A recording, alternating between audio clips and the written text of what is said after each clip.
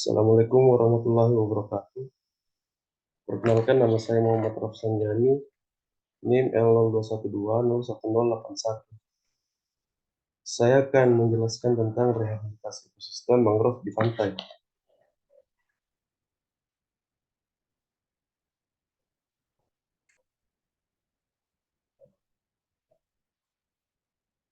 Pengertian, ekosistem mangrove adalah kesatuan antara komunitas vegetasi mangrove berasosiasi dengan fauna dan mikroorganisme sehingga dapat tumbuh dan berkembang pada daerah sepanjang pantai, terutama di daerah pasang surut, laguna, muara sungai yang terlindungi dengan substrat lumpur atau lumpur berpasir dalam membentuk keseimbangan lingkungan hidup yang berkelanjutan.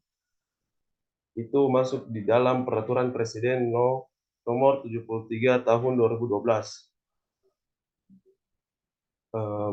Adapun pengertian mangrove yang masuk di Peraturan Pemerintah Nomor 22 Tahun 2021, mangrove adalah vegetasi pantai yang memiliki morfologi khas dengan sistem perakaran yang mampu beradaptasi pada daerah pasang surut dengan substrat lumpur atau lumpur berpasir.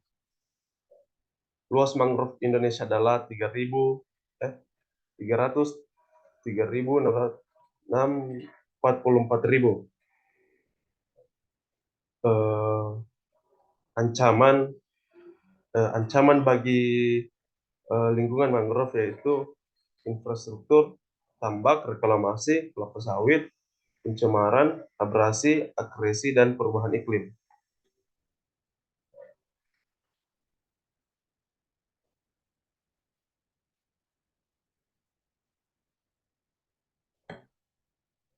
Tujuan tujuan rehabilitasi mangrove.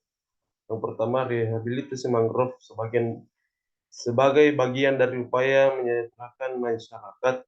Mangrove dapat dimanfaatkan oleh masyarakat sekitar sebagai sumber penghidupan, baik dimanfaatkan secara langsung dan diambil dan diolah buahnya, maupun melalui kegiatan ekowisata. Yang kedua, pengelolaan mangrove sebagai bagian dari mitigasi perubahan iklim. Mangrove dapat menyimpan karbon hingga 3-5 kali lebih besar daripada tanah mineral biasa.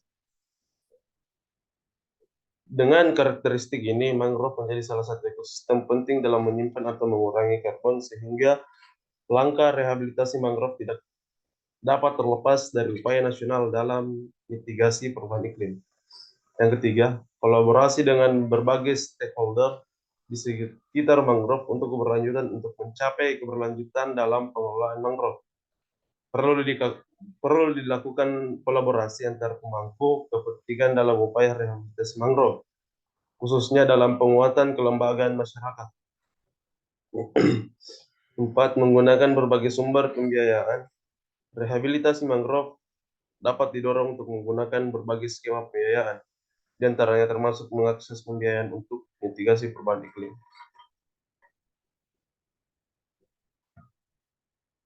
Jasa ekosistem mangrove, perlindungan. Analisis abrasi tanpa mangrove pada periode 2017 sampai 2022 dalam luasan kurang lebih 5.277 hektar, kawasan tanpa mangrove mengalami abrasi seluas 115 hektar atau 23 hektar per tahun. Setiap 1 hektar kawasan tanpa mangrove mengalami abrasi seluas 43 mm per tahun.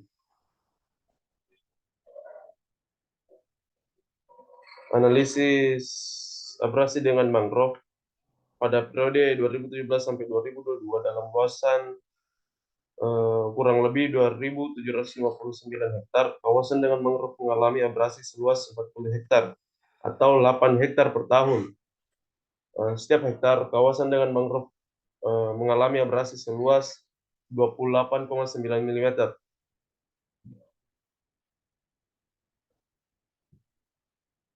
Peran masyarakat dalam rehabilitasi kawasan pesisir.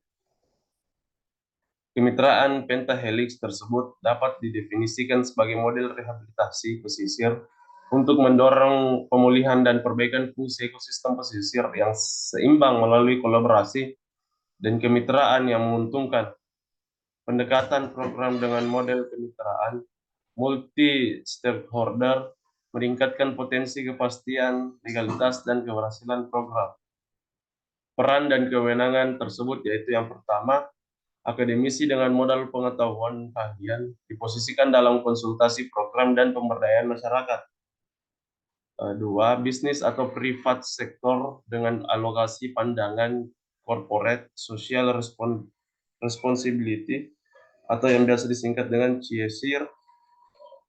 Yang ketiga, pemerintah sebagai pembuat kebijakan, sumber pembiayaan untuk infrastruktur dan transfer teknologi, pelaksanaan fungsi stimulan dan koordinasi. Keempat, masyarakat sebagai aktor kunci dan akselerator keberhasilan program. Dan yang kelima itu LSM, terlibat dalam penyediaan sumber pembiayaan alternatif, pendampingan, dan pengkondisian masyarakat.